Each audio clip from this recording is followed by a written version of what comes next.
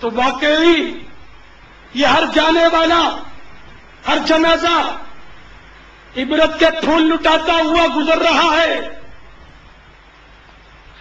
اور گویا ہمیں پکار پکار کر کہہ رہا ہے، اے پیچھے رہ جانے والوں، جس طرح آج میں دنیا سے چلا ہوں، ان قریب تمہیں بھی میرے پیچھے پیچھے آنا پڑے گا۔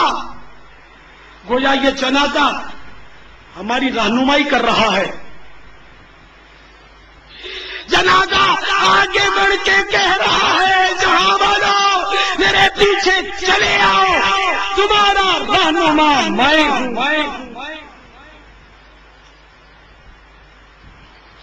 ایک عبرتناک حکایت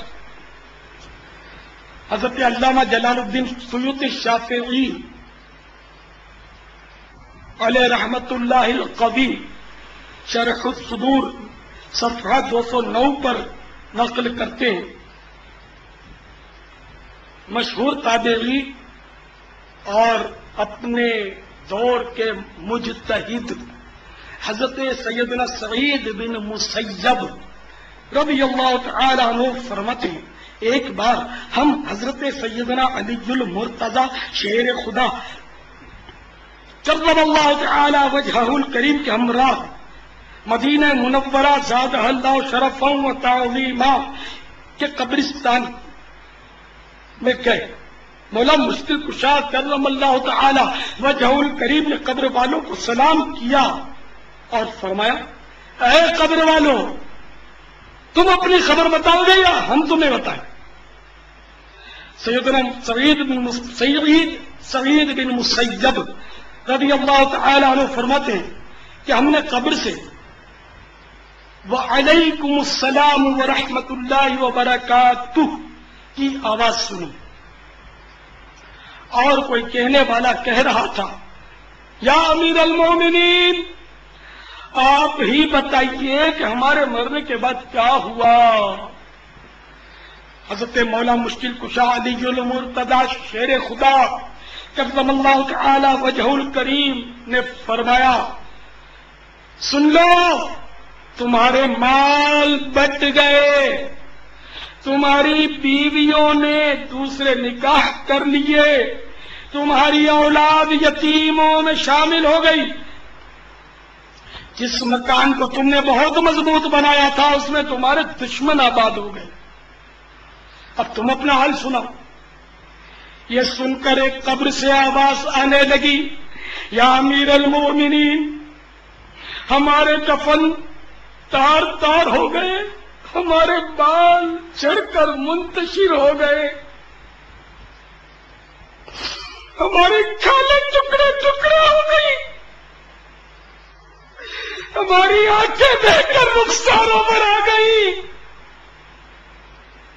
اور ہمارے نتنوں میں پیپ بہ رہی ہے، اور ہم نے جو کچھ آگے بھیجا، یعنی جیسے اعمال کیے اسی کو پایا، جو کچھ چھوڑا اس میں نقصان اٹھایا۔ آئے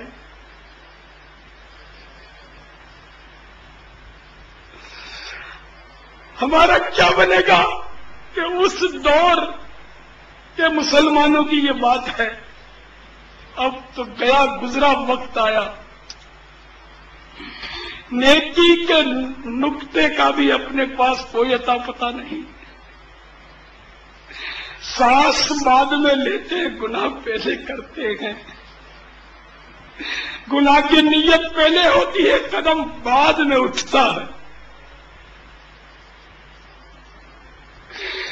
ان گناہوں کے انبار کو لیے اگر ہم قبر میں جا پہنچے تو ہمارا کیا بنے گا، اور اگر ہم گناہوں کے آلات بھی دنیا میں چھوڑتے گئے تو کیا بنے گا۔ ملاوٹ والے کاروبار کو چمکا کر اچانک ہاتھ فیل ہو گئے، اولاد نے وہی ملاوٹ والا کاروبار جاری رکھا تو کیا بنے گا۔ اے جمعہ کا اڈا چلانے والے نادان، اگر اسی طرح تم مر گیا، تیری اولاد اگر اسی اڈے کو چلاتی رہی، اسی شراب خانے کو جاری اس نے رکھا، اگر تم سنیما گھر چھوڑ کر مرے، اولاد سنیما گھر چلاتی نہیں، اے دہشت گردو، تمہاری اولاد بھی تمہارے نقش قدم پر چلتے ہوئے تمہارا اسلحہ اٹھا کر مسلمانوں کا خون بہانے لگی تو تمہاری ہلاکت بالائے ہلاکت ہو سکتی ہے۔ ذرا خدا کا خوف کرو، ذرا ڈرو۔ اسی طرح اگر گناہوں کی خاطر، فلموں ڈراموں کی خاطر ٹی وی لیا اور اسی کو چھوڑ کر مرے، اپنی اولاد کو ٹی وی کے ڈرامے فلمیں دکھائے، گانے باجے سنائے، اس سے اس کی برائی سے آگاہ نہ کیا اور یہی ٹی وی چھوڑ کر مرے اور وہ بھی گناہ کرتی رہی، تمہارا کیا بنے گا؟ سنو سنو، اندرون سندھ رہنے والے ایک بزرگ کا واقعہ میں اپنے انداز میں عرض کرتا ہوں۔ وہ فرماتے ہیں ایک رات میں نے قبرستان میں ایک تازہ قبر کے پاس بیٹھ کر کچھ ذکر و فکر کیا تاکہ عبرت حاصل ہو۔ بیٹھے بیٹھے اونگ آ گئی اور قبر کا حال مجھ پر منکشف ہو گیا۔ کیا دیکھتا ہوں کہ قبر والا آگ کی لپیٹ میں ہے اور چلا چلا کر کہہ رہا ہے مجھے بچاؤ مجھے بچاؤ۔ میں نے کہا میں کیسے بچاؤں؟ اس نے کہا تھوڑے ہی دن پہلے میں مرا ہوں، میرا جوان بیٹا اس وقت ٹی وی پر فلم دیکھ رہا ہے۔ جب جب وہ ایسا کرتا ہے مجھ پر شدید عذاب شروع ہو جاتا ہے۔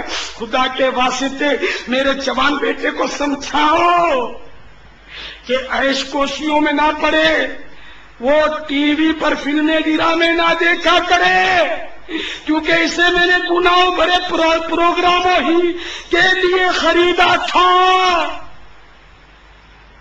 اور آج میں نے اپنے بیٹے کو بھی اس سے منع نہیں کیا تھا، میری توجہ نہیں تھی۔ اب اس کی وجہ سے میں عذاب میں پھنس گیا ہوں۔ افسوس کہ میں نے اس کی دنیاوی تربیت تو کی، اس کو دنیاوی تعلیم تو دلائی، اس کو سنتوں کی تربیت نہ دی، اس کو نمازیں نہ سکھائیں، قرآن نہ پڑھایا، علم دین نہ پڑھایا، میں سنتوں کی میں اس کی صحیح اسلامی تربیت کرنے سے قاصر رہا، اسے گناہ سے منع نہ کیا، قبر و آخرت کے معاملات سے اسے آگاہ نہ کیا۔ اس طرح بتانے کے بعد قبر والے نے اپنا نام اور پتہ بھی بتا دیا۔ چنانچہ وہ بزرگ فرماتے ہیں میں صبح قبر کی قریبی بستی میں واقع اس شخص کے مکان پر پہنچا۔ نوجوان نے رات ٹی وی پر فلم دیکھنے کا اعتراف کیا۔ میں نے جب اس کو اپنا خواب سنایا تو وہ صدمے سے رونے لگا اور الحمدللہ اس نے اپنے گھر سے ٹی وی کو نکالا دے دیا۔